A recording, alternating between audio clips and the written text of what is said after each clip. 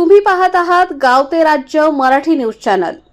नांदगाव शहरातील देशभक्तीचा जल्लोष लोकनियुक्त नगराध्यक्ष सागर हिरे यांच्या हस्ते ध्वजारोहण संपन्न। नांदगाव नगर परिषदेत 77व्या प्रजासत्ताक दिनाचा सोहळा उत्साहात साजरा करण्यात आला। या कार्यक्रमाची सुरुवात महाराष्ट्राचे आराध्य दैवत श्री छत्रपती शिवाजी महाराजांच्या पुतळ्यास लोकनियुक्त नगराध्यक्ष सागर हिरे यांच्या हस्ते पुष्पहार अर्पण करून करण्यात आला। यानंतर नांदगाव नगर परिषदेच्या प्रांगणात लोकनियुक्त नगराध्यक्ष सागर हिरे यांच्या हस्ते ध्वजारोहण पार पडले। यावेळी मुख्याधिकारी श्यामकांत जाधव, प्रशासकीय अधिकारी हर्षदा राजपूत, व्हीजे हायस्कूल येथील एनसीसी प्रमुख राजेश भाबरे, सेवानिवृत्त जवान, एनसीसीचे विद्यार्थी, विद्यार्थिनी, नगरसेवक, नगरसेविका, नगर परिषद कर्मचारी तसेच ज्येष्ठ नागरिक मोठ्या संख्येने उपस्थित होते। प्रजासत्ताक दिनानिमित्त देशभक्तीपर वातावरणात हा सोहळा उत्साहात संपन्न झाला। कॅमेरामन विजय भावसार, नांदगाव, संपादक विजय धामणे, नांदगाव।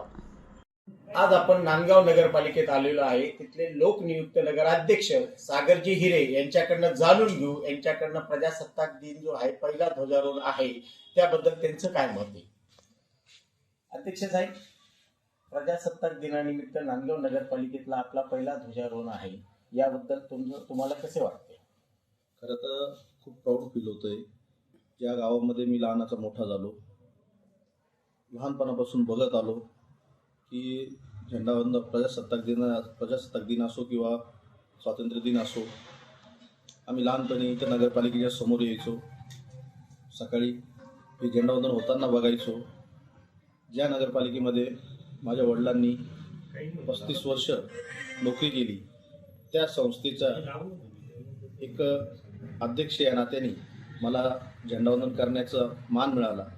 त्याचे इतकं मोठं भाग्य मी दुसरं कोणतं समजत नाही। लोकनियुक्त म्हणून तुम्हाला जनतेने स्वीकारलेला आहे आणि जनतेने बहुमताचा कौल दिलेला आहे। आता तुम्ही जनतेकरता काय सेवा आणि कशी करणार, त्याबद्दल तुमचं पुढचं व्हिज्युअल काय असेल ते जरा आम्हाला सांगा।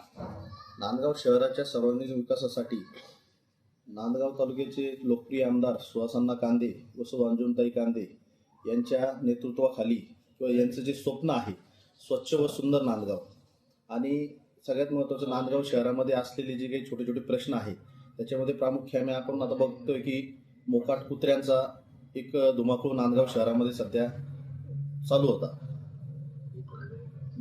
त्या दृष्टीने नांदगाव प्रशासनाला सूचना करून लवकरात लवकर जेवढे कुत्रे असतील तेवढे आम्ही पकडण्याचा प्रयत्न करतो आहे। दुसरा अतिक्रमणाचा विषय आहे।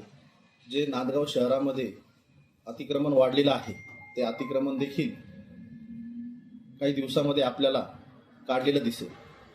मटण मार्केटचा प्रश्न असेल की ज्या ठिकाणी प्रचंड अशी घाण होती, त्या मटण मार्केटमध्ये व्यावसायिकांना देखील योग्य अशी दुसरी जागा देऊन तो परिसर देखील स्वच्छ करण्याचा मानस आमचा पुढील भविष्यात आहे।